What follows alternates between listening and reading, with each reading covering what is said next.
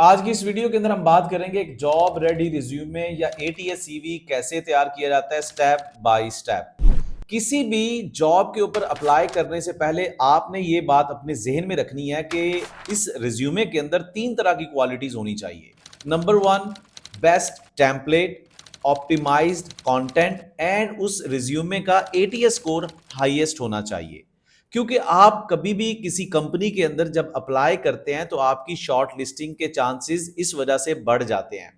और पिछली वीडियोस के अंदर मैं इसी प्लेलिस्ट के अंदर वो वीडियोस बना चुका हूं। मैं ये भी बयान कर चुका हूं कि आपकी हायरिंग के जो स्टेजेस होती हैं, जो चेक पॉइंट्स होते हैं, वो तीन तरह के होते हैं। पहले आपकी सीवी को एटीएस सिस्टम से गुजरना पड़ता है, फिर एचआर आपकी सीवी को शॉर्टलिस्ट करेगा और फिर जाके आप इंटरव्यूज के अंदर आपकी सीवी एचआर के टेबल पे पड़ी होगी and they are going to जज your personality and they are going to relate you.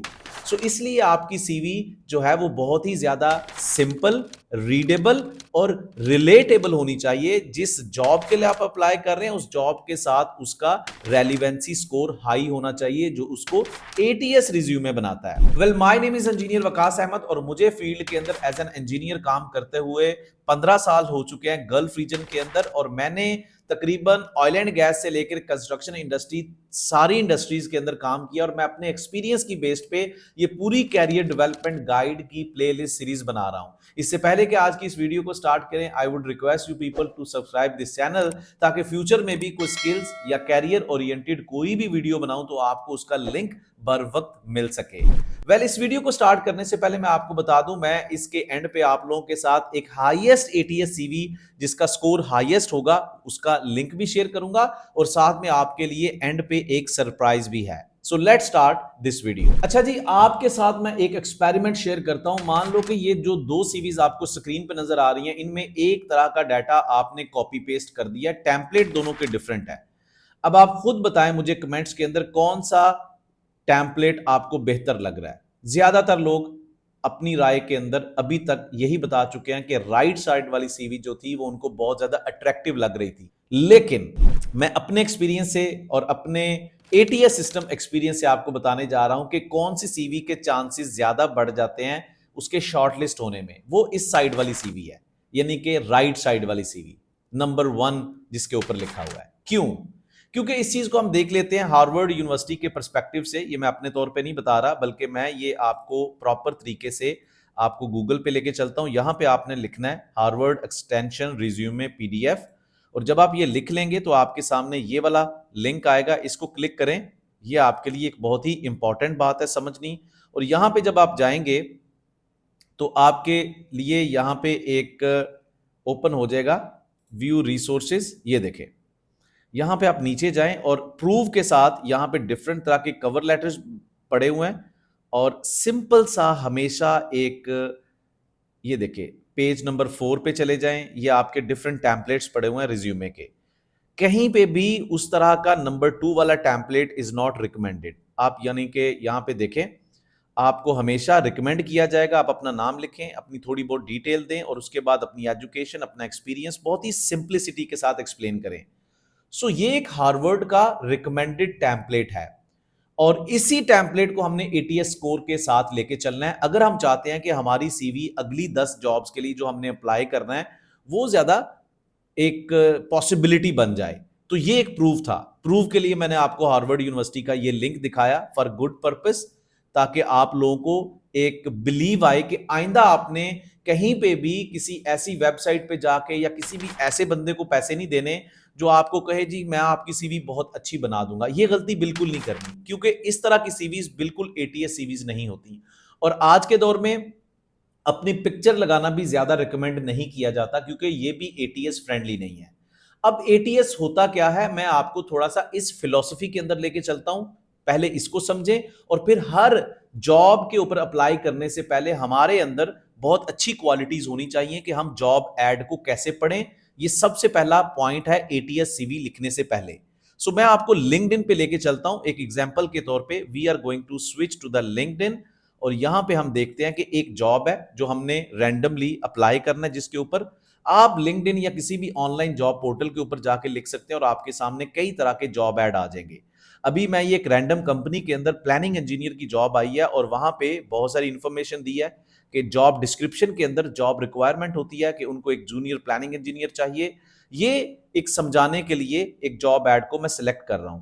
अब ये सारी चीजें जो कंपनी की डिमांड है, जो कंपनी की एक डिमांड समझ सकते हैं, कंपनी को जो भी बंदा इस पोजीशन के लिए हायर करना है वो ये सारे उसके अंदर चीजें होनी चाहिए, जैसे कि assist in developing and maintaining project schedules, collaborate with project managers, create and update project timelines, Gantt charts, resource allocation, meetings and contribute to project status, and scheduling, potential scheduling conflicts, project milestones। ये कुछ keywords होते हैं। अब आप क्या करते हो, मैं क्या करता रहा हूं अपने जॉब कैरियर के अंदर, जिसकी वजह से हमें एक लंबे अरसे तक कोई रिस्पॉन्स नहीं आता। हम सिंपल रिज्यूमे या सीवी को ये समझते हैं कि ये कंट्रोल सी और कंट्रोल वी है, हम छापा लगाते हैं और एक ही सीवी हमारे पास पड़ी होती है और उसी सीवी को हम अप्लाई मकसद के लिए यूज करते चले जाते हैं और इस वजह से हमें कहीं से रिस्पॉन्स नहीं आता। क्योंकि हर कंपनी लगभग आज के दौर में, जो गल्फ रीजन के अंदर अपने कंट्रीज में मल्टीनेशनल कंपनीज की बात कर लें जो ऑनलाइन एप्लीकेशंस को प्रेफर करते हैं, वहां पे सबसे पहला चेक पॉइंट है एटीएस, यानी कि एप्लीकेंट ट्रैकिंग सिस्टम। और ये कैसे ऑपरेट करता है? ये सिस्टम कुछ इस तरीके से ऑपरेट करता है कि मान लो कि जॉब एड के अंदर आपकी 10 रिक्वायरमेंट्स हैं, तो आपने उस 10 रिक्वायरमेंट के अंदर 10 कीवर्ड्स ढूंढने हैं जो कि कंपनी ढूंढ रही है, जो अभी थोड़ी देर पहले हाईलाइट कर रहा था एक जॉब एड के अंदर। अब आपको एक अच्छा प्रोफेशनल जॉब रीडर भी होना पड़ेगा कि अप्लाई करने से पहले आपको जॉब एड को अच्छे तरीके से पढ़ना होगा, ताकि आप उस जो 10 कीवर्ड्स हैं उनको अपनी सीवी के अंदर ऐड कर सकें। इसके लिए आप चैट जीपीटी की भी हेल्प ले सकते हैं, लेकिन हमेशा चैट जीपीटी का दिया हुआ कंटेंट एज इट इज जब अपनी सीवी में डालेंगे तो वो भी रिकमेंडेड नहीं है। अपनी अकल से भी काम लेना है जॉब एड का। इसीलिए मैं बार बार कह रहा हूं कि आपको जॉब एड प्रोफेशनली पढ़नी आनी चाहिए। आपके 10 मिनट इस स्टेज के ऊपर इन्वेस्ट किए हुए आपको 10 महीने से बचा लेंगे। जैसे कि आप 10 महीने वेट करते रहे किसी जॉब के लिए, अभी 10 मिनट दे लें जॉब एड को कंसंट्रेशन के साथ, और वो 10 कीवर्ड्स निकाल के अपनी सीवी की प्रोफेशनल प्रोफाइल समरी के अंदर भी ऐड कर दें। और इसके साथ साथ आप उन कीवर्ड्स का एक अच्छे तरीके से इस्तेमाल कर सकते हैं। चैट जीपीटी से आप ये राय ले सकते हैं, लेकिन उसमें आपने अपनी इनपुट्स भी देनी है। जैसा कि मैं आपके साथ अपनी एक सीवी शेयर करता हूं जो दूसरी साइट पे थी and recommended by Harvard university. Simple एक एटीएस रीडेबल रिलेटेबल जो एक सीवी वो कैसी होनी चाहिए, it should start with your name और नीचे आपको अपना जॉब डेजिग्नेशन लिखना है जिस जॉब के लिए आप अप्लाई कर रहे हैं।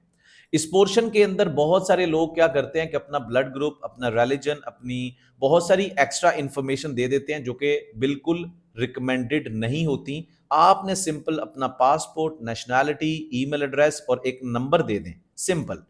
इसके बाद आपका पोर्शन आ जाएगा प्रोफेशनल प्रोफाइल समरी के तौर पे, और उसमें भी कुछ ज्यादा इंफॉर्मेशन नहीं देनी। आपने इसी जॉब डेजिग्नेशन से मैक्सिमम कीवर्ड्स उठाने हैं ताकि जब भी आप किसी कंपनी के अंदर अप्लाई करें तो जब आपकी सीवी शॉर्ट लिस्टिंग पे आए तो 3 से 4 कीवर्ड्स मैच हों।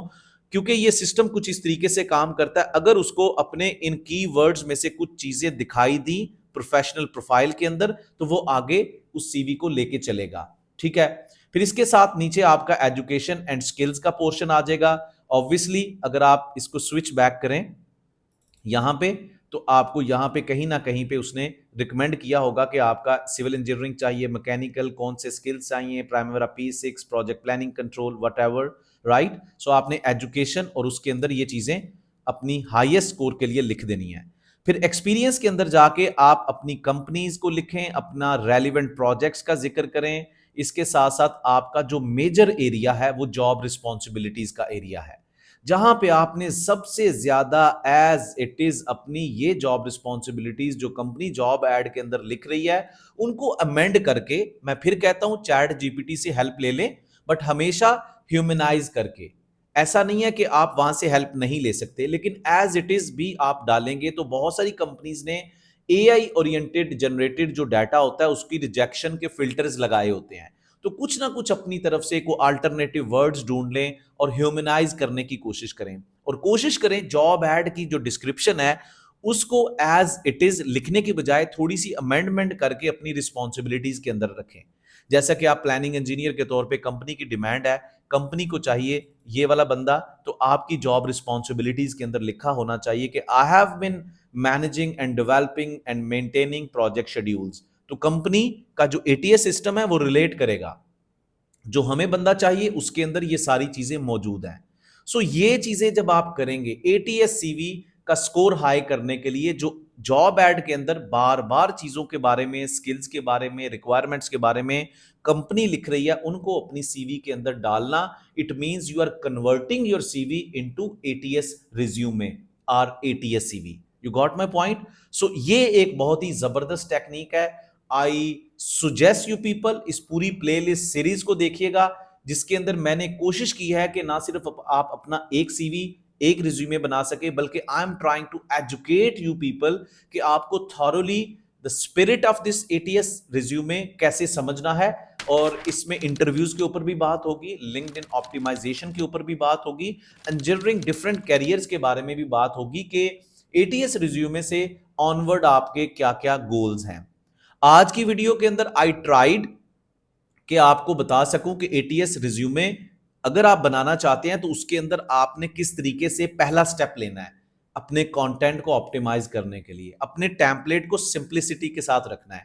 कॉलम्स वाला जो एक टेम्पलेट होता है वो कहीं पे भी रिकमेंडेड नहीं होता। जैसा कि आप पहली सीवी के अंदर देख रहे थे, आपके कॉलम्स बने हैं, आपके बार्स, बहुत सारे लोगों ने अपनी एटीएस सीवी के अंदर बार्स बनाए होते हैं, बॉक्सेस बनाए होते हैं, कंपनीज के लोगोज लगाए होते हैं। These are not recommended things. आप कभी भी लोगो या डिफरेंट तरह के स्टिकर या डिफरेंट तरह के इस तरह की चीजों को यूज नहीं करेंगे, क्योंकि ये एटीएस फ्रेंडली नहीं है। बॉक्सेस को यूज नहीं करेंगे, अपनी सीवी को दो हिस्सों में डिवाइड नहीं करेंगे, जैसे इससे पहले मैंने एक सीवी यूज की थी रिलेट करने के लिए। तो आपका बड़ा सिंप्लिसिटी वाला फॉर्मेट होना चाहिए, जैसे आपको ये मैं अभी गो थ्रू करवा रहा हूं एटीएस रिज्यूमे से।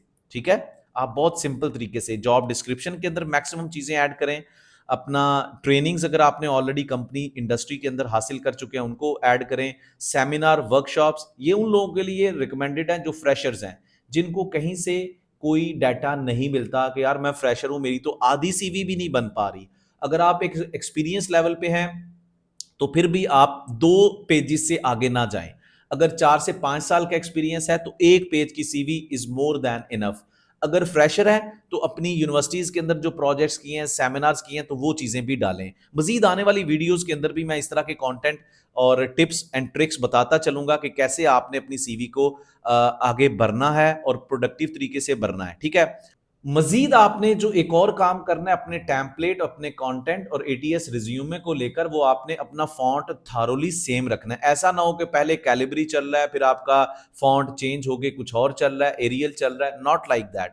थारोली आपको फॉन्ट एक जैसा रखना है, और फिर आपको फॉन्ट का जो एक साइज होता है, हेडिंग का साइज सेम होगा, और आपके बाकी डिटेल का जो फॉन्ट साइज होगा वो सेम होना चाहिए। ठीक है, ये कुछ चीजें। और स्पेलिंग का मिस्टेक तो बिल्कुल नहीं होना चाहिए। आप इसके लिए ग्रामरली या कोई और 2-3 दफा अपनी रिज्यूमे को हमेशा पढ़ें इससे पहले कि आप पोस्ट करें।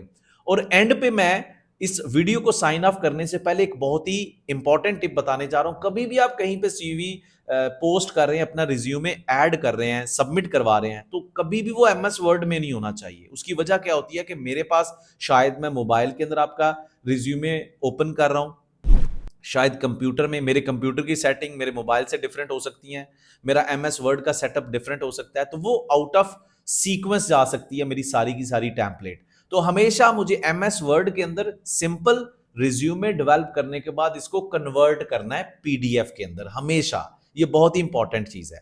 ठीक है, ये बहुत ही जरूरी चीजें थी जो मैंने कोशिश किया कि आप लोगों को एजुकेट करूं, आप लोगों को थोड़ा सा गाइडलाइन करूं कि गल्फ रीजन के अंदर ये चीजें बहुत ज्यादा कंसीडर की जाती हैं। आप किसी भी शोबे से ताल्लुक रखते हैं, आप दुनिया के किसी भी शोबे में अप्लाई करना चाहते हैं, ये ही सबसे important simple, readable, relatable templates हैं। और इनको आप मेरी इस वीडियो की डिस्क्रिप्शन में जाकर एक लिंक दिया गया होगा, उससे आप डाउनलोड भी कर सकते हैं। और मजीद अगली वीडियो के अंदर हम देखेंगे कि कौन सा कंटेंट जो है वो आपको ऐड नहीं करना, कौन सा टेम्पलेट स्पेसिफिकली जो लोग गलती करते चले जा रहे हैं वो आपने अडॉप्ट नहीं करना। इससे पहले कि आज की इस वीडियो को मैं साइन ऑफ करूं, सपोर्ट के लिए आपने मेरी इस वीडियो की कमेंट एरिया के अंदर एटीएस रिज्यूमे लाजमी लिखना है, ताकि इस वीडियो की रीच मैक्सिमम उन लोगों तक पहुंच सके जो स्ट्रगल कर रहे हैं, और मुझे भी इसका बेनिफिट मिले, ताकि कंटेंट के इंकरेजमेंट के लिए मैं और भी वीडियोस बनाता रहूं और इस प्लेलिस्ट को इतना बड़ा कर दूं कि आप सक्सेसफुली अपनी मनपसंद कैरियर के अंदर, जॉब हंटिंग के अंदर कामयाब हो सके। बहुत सारे और टिप्स एंड ट्रिक्स हैं जो एक वीडियो के अंदर पॉसिबल नहीं है, लेकिन मैं डिफरेंट वीडियोस बनाता रहूंगा। See you in my next video. Thank you very much.